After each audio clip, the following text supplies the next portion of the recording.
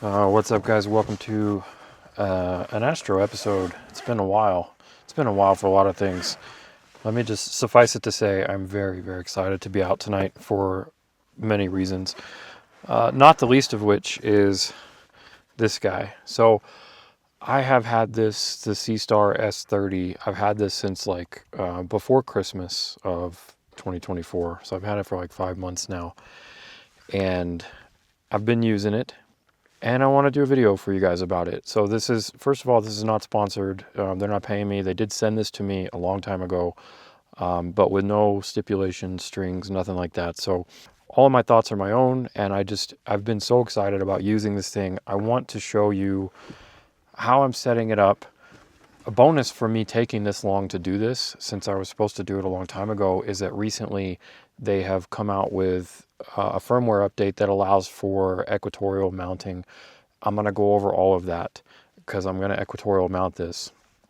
But I just want to talk about this and hopefully get some people into Astro that have never done it. So what is this thing? It's a smart telescope. This bit right here is the actual lens telescoping bit, and it comes out like this, and it moves around and it rotates. And the cool thing about this is if you've never done Astro, this is as simple as it gets, and it's quite powerful for how small and simple this is. We're going to go over how this works with the phone or a tablet or something, because that's how you run it. But let me get this set up and figure out what I'm going to point at. I think we have completely clear, calm skies tonight. No moon, no clouds, no wind. That is the trifecta for Astro happiness. We're in dark skies here out in the Gila where I live. Super dark skies, Bortle 2. Okay, so first of all, I should mention that it comes in this awesome case, and it comes with this little tripod. So this is great. It's just a tiny little tripod that you can throw on there. Of course, that means it'll be kind of low to the ground, so I don't use it very often. I've used it a few times, but it's great that they included it, and it's in this tiny little case. So that's awesome. But I just have a regular tripod hooked up to it, something that's strong enough to deal with my equatorial mount. So this thing is an alt-az telescope, and basically what that means is that you can put it on any flat surface, like on a tripod or on the ground or whatever, and it will rotate about these two axes and track anything in the sky. So the cool thing about that is it makes it super easy, super simple, and really fast to get going. The downside to that is you will have something that's called field rotation. I will explain that later. But to get away from field rotation, how you fix that is you mount it equatorially. So basically that means we're going to do a polar alignment. So you don't have, that's the beauty of this. If you're new to this, you don't have to polar align. You can literally set this up, turn it on, pick your target, because it has a go-to in it. Once you get in there, it has a go-to, and it'll just go to your target, and you can let it run all night, depending on your skies. So let me get this thing powered on here. And I'll screen record so you guys can see what I'm doing. But let's take a break, camera ladies. I've got some wonkiness going on with the camera and the lighting. And let's get this set up over here, and then I'll show you in the app. Powering on, ready to connect. She's ready.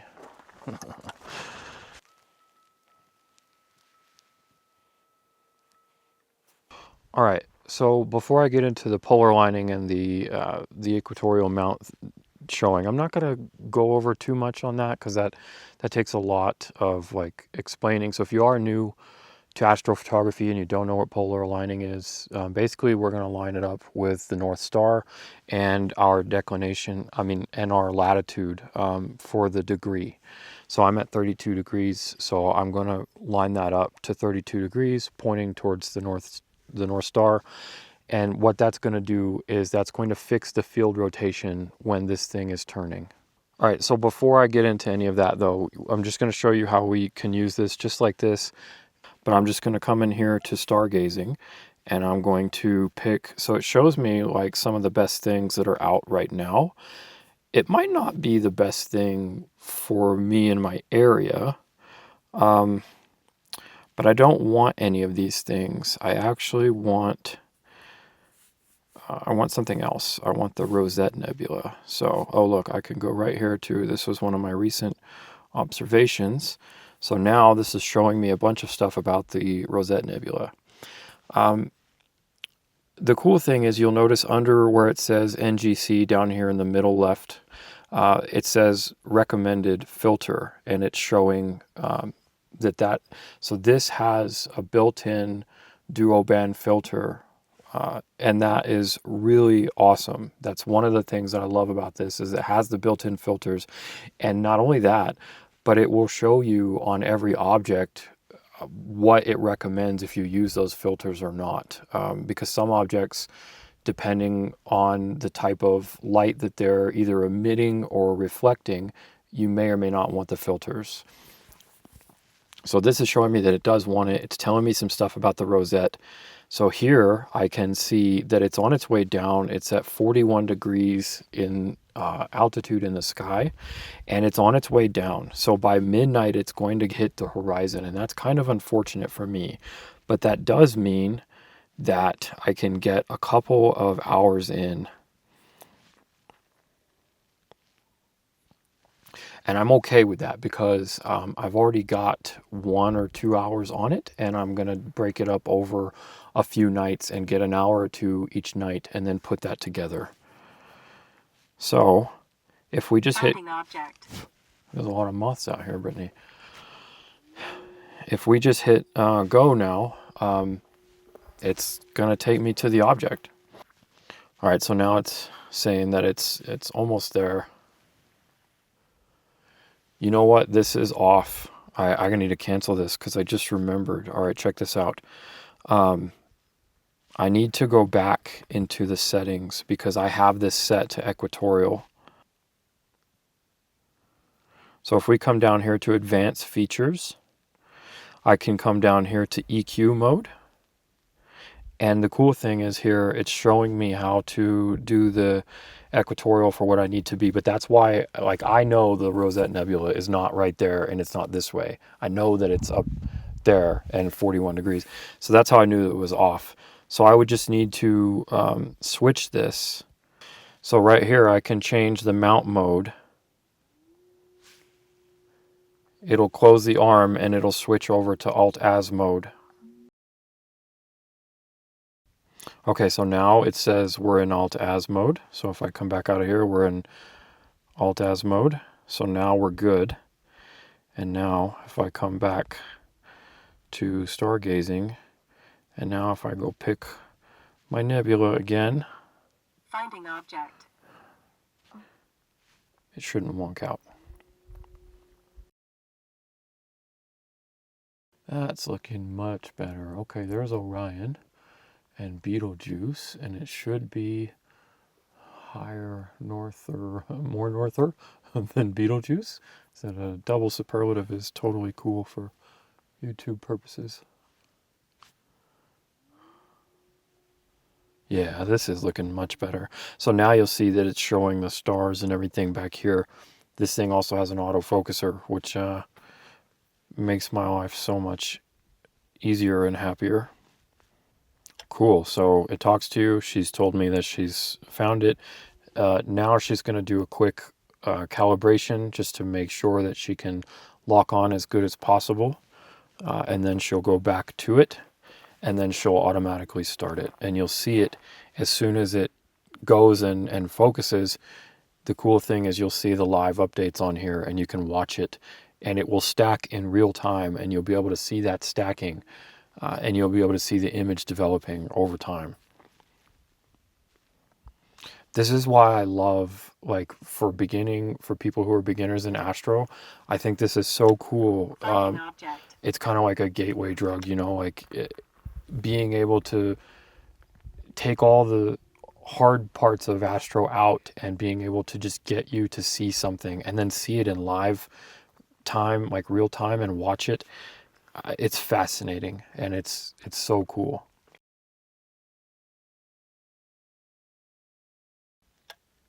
Autofocusing. All right, so now it's autofocusing. It's done the calibrations. I should see these stars start turning to pinpoint pretty soon. And then once you see first light on whatever it is, some of these objects are pretty dim and you might not see them right away. But as you wait and as it takes interval shots and then stacks them, you'll see it appear. Autofocus completed. Start enhancing image. Okay, so now we're in live mode and it's taking a shot, and you can see that it's going to do 10-second shots.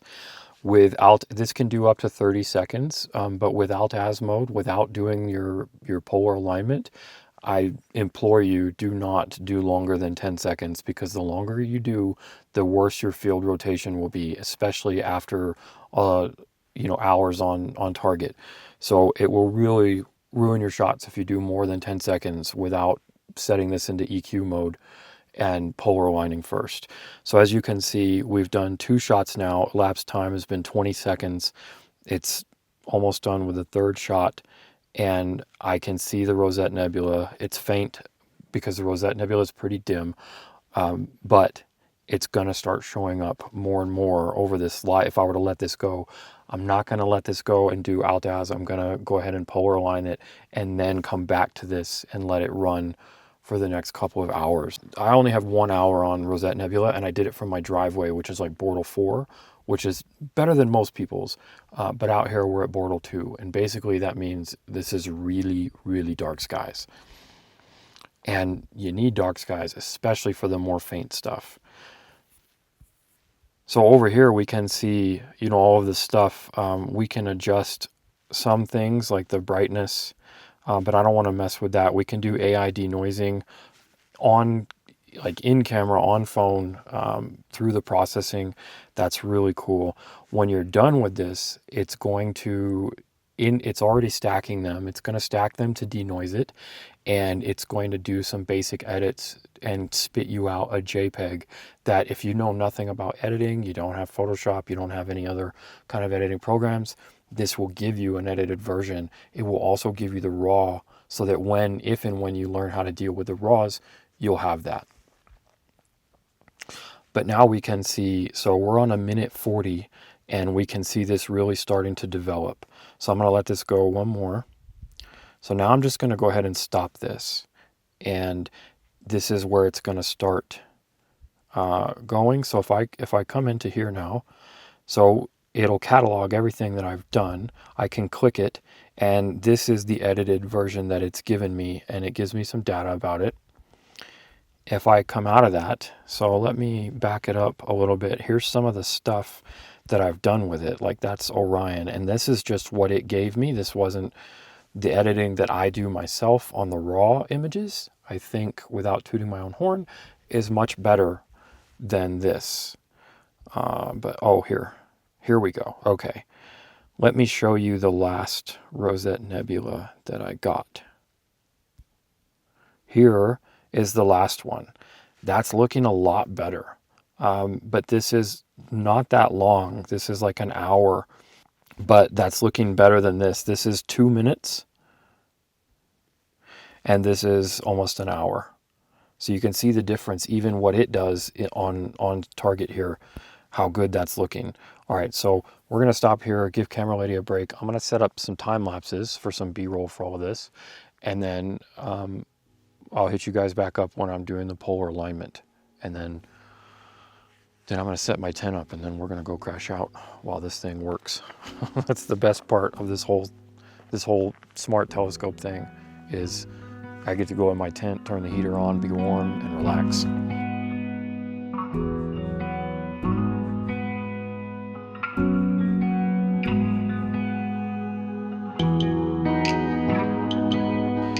Alright, so we're up in the rooftop tent just chilling. I may or may not have already fallen asleep, but I'm just checking it right now. This has been, let's see, let me screen record this. Alright, so it's been going for 1 hour and 34 minutes. It might have gone like a little bit longer than that, but that's what it's collected for the images. This is what it's looking like now.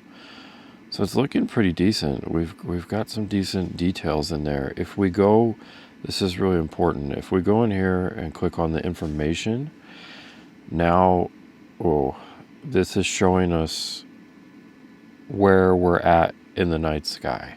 So we're at 7-degree altitude. That's not good. You know, that's like almost to the horizon. So we can tell I've only got a few minutes left before this dips into the horizon. So I'm going to go ahead and stop it for tonight and then resume it another night, probably hopefully tomorrow night, and get another hour or two in there. And my goal would be to have like 8 hours total on this target, because this one's really dim. But I might only get 2 or 3 hours, maybe 4. 4 is hopeful. So I'm going to go ahead and stop this and then go nights, and we'll see in a little bit. But we can see watch when I stop this. There it is. So I can click on it. And I mean, that's straight out of camera. This is the edited JPEG. That's highly impressive. But I think for the editing, I can do better. So we'll go take a look at that here in a little bit when I get back to the computer. But for now, it's night time.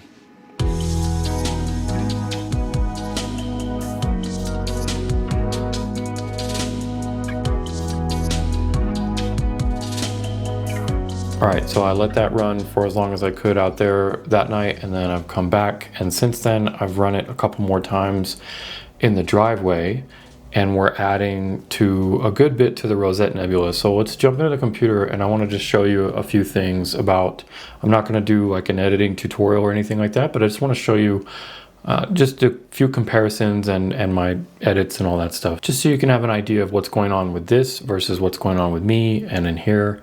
All right, so let's take a look at the Rosette Nebula first. That's this guy here, NGC 2237. Okay, so here's a couple of the JPEGs. I think this one on the left is the dark sky, and this one on the right is one of the nights in the driveway. The one on the left is like 95 minutes, and then this one is like right at 2 hours. So these are the kind of images you can get straight from the Seastar without doing anything else. But let's take a look at mine, where I took all 3 of these nights, these 2 plus another night, and I stacked them. All right, so here is the stacked results of 3 nights versus 1 single night versus my edit against the Seastar edit. So if we come down here, we can turn all this stuff off. And that's what it looked like after I stacked them in Deep Sky Stacker, and it gave me the resulting TIFF. So, and then we do a little stretching. And then I did a little star removal. And then some more fixins. A little more star removal. A little dodge and burn. Finish it up with a little saturation. And there we go, that's my image. I'm quite happy with this. This is the second best thing that I did, I think. You can tell me in the comments what you think about it versus this next one I'll show you. So let's look at Orion, which Orion was the first target that I did because that's the easiest and the most recognizable. All right, so here's the raw stacked TIFF file that I did after Deep Sky Stacker. And here's the stacked JPEG that it gave me straight out of camera that it edited, and this was like an hour and a half total time. So I did multiple nights of this, and then I took that and I took all of these raw TIFFs here and then stacked them, and here's the final Orion that I got out of this Seastar S30, and I'm very happy with that. And then here's the Horsehead Nebula that I got, and I was pretty happy with that. That's a couple of nights also. I think this is maybe only 3 hours on target total, but I'm really happy with that. That's definitely the best that I've done. And I could probably clean up the colors and tweak it a little bit more, but detail-wise, that Horsehead is looking great. The H-alpha and the O3, the filter's pulling out that red there that I can't get from a regular camera from like a mirrorless or DSLR. And the Horsehead looking good, lots of detail in there. Very happy with that.